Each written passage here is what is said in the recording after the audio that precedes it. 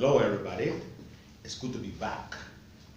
Today we'll be discussing classroom management and teaching methodology. When you hear the word classroom management, what comes to mind? Is the way and the manner in which one controlled a class or manage a class, where you have pupils or participants. Now, what are the strategies that you want to use to manage a class?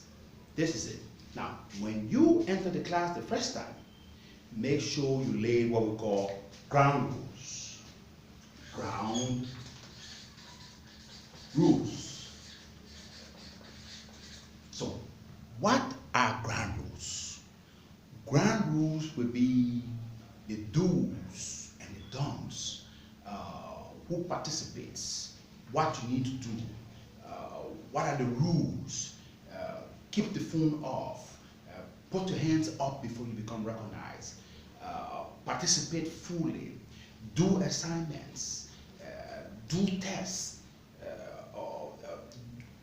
recognize your colleagues.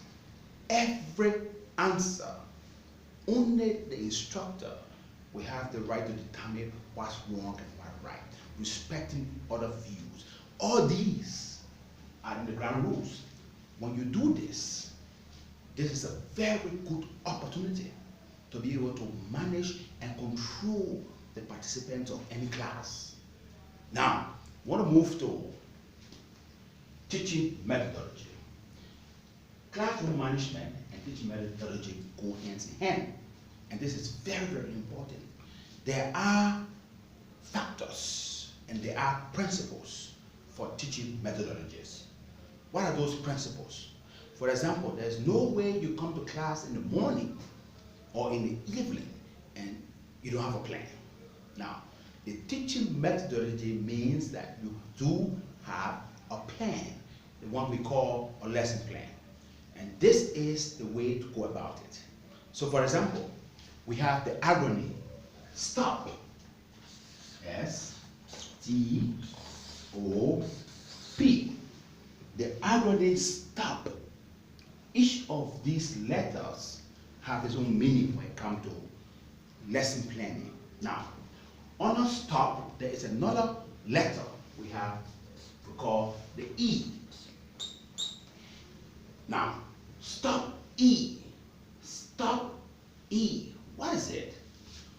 Under teaching methodology, this is a strategy that makes life much more easier so that you can understand and do have a plan. When you enter the classroom, normally, naturally, there will be a subject or subject matter that you're going to discuss. What is it? So S, in this case, represents the subject. So the subject is what you're going to be looking at. And under the subject, there are topics. So the subject do have a topic. And so T will represent topic. For the 45 minutes or more that you want to stay in the classroom, the students and the participants will focus on one thing, achieving what will be the O. The O will stand for the objective. Now, every course has an objective. And so, before the 45 minutes is over, before the time period is over, every student, the objective of this course will be X, Y, and Z. And so we have the P. In the STOP, what does the P represent? Now, the P represents procedure. Procedure. Now, how do you intend to carry out this teaching? What will you be doing? What will you be using? What are the different things you will be doing during this period? This is what we call the procedure. Now, after you have the procedure, and everything is followed under the algorithm stop. There is the last factor, which is the E. By now, you should be knowing what the E means. Now, when you run through the class and you discuss what you need to discuss, the E there represents an evaluation. Evaluation. Now, let me summarize. Let me explain exactly what I mean. For example, the subject we're trying to teach is the subject English. So it's English. So English. The topic today on this subject is sentence. So we have sentence. Sentence or sentences. Now, what is the objective? Our objective will be, by the end of this section, we should be able to understand what are sentences. We have different kinds of sentences. The sentence begin with a group of words that begin with a capital letter. So sentences make sense, punctuated. These are objectives we'll be learning by the time we have learned what is sentence.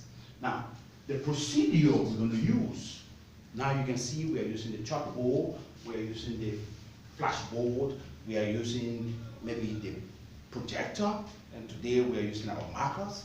Of course, the participants will be having the notes, the notepads, and will be jotting down the notes.